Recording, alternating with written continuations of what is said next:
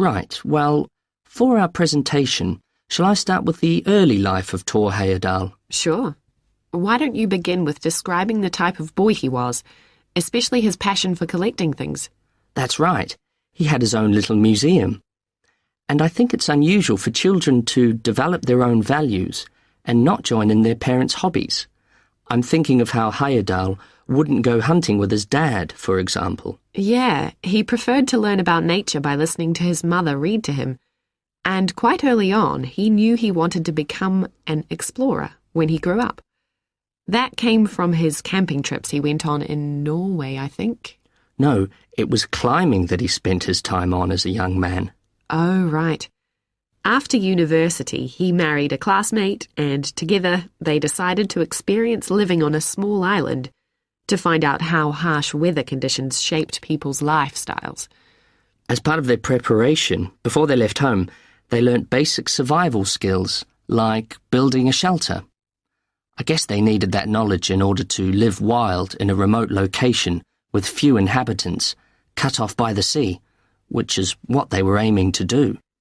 An important part of your talk should be the radical theory Heyerdahl formed from examining mysterious ancient carvings that he happened to find on the island. I think you should finish with that. Okay.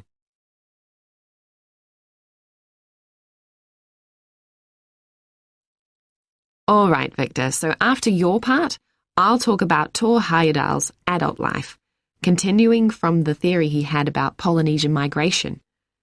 Up until that time, of course, academics had believed that humans first migrated to the islands in Polynesia from Asia in the west.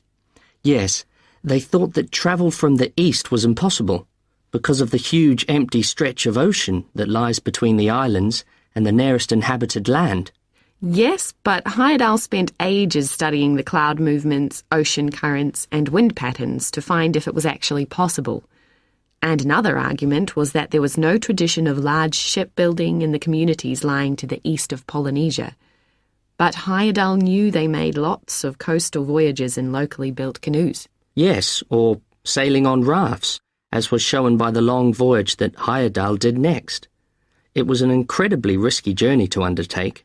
Sometimes I wonder if he did that trip for private reasons, to show others that he could have spectacular adventures. What do you think, Olivia? Well, I think it was more a matter of simply trying out his idea, to see if migration from the east was possible. Yes, that's probably it. And the poor guy suffered a bit at that time because the war forced him to stop his work for some years. Yes. When he got started again and planned his epic voyage, do you think it was important to him that he achieve it before anyone else did? I haven't read anywhere that that was his motivation. The most important factor seems to have been that he used only ancient techniques and local materials to build his raft. Yes. I wonder how fast it went. Well, it took them 97 days from South America to the Pacific Islands.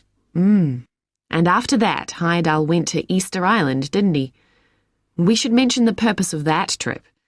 I think he sailed there in a boat made out of reeds. No, that was later on in Egypt, Olivia. Oh, yes, that's right. But what he wanted to do was talk to the local people about their old stone carvings and then make one himself to learn more about the process. I see. Well, what a great life. Even though many of his theories have been disproven, he certainly left a lasting impression on many disciplines, didn't he?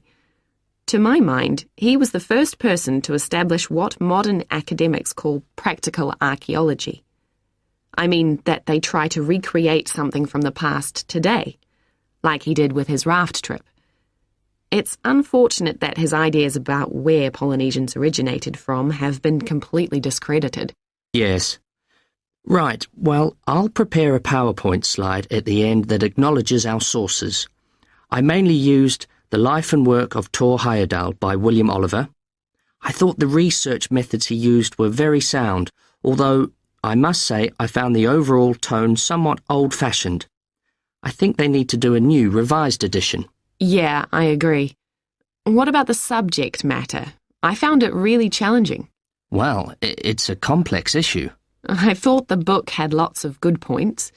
What did you think of the illustration?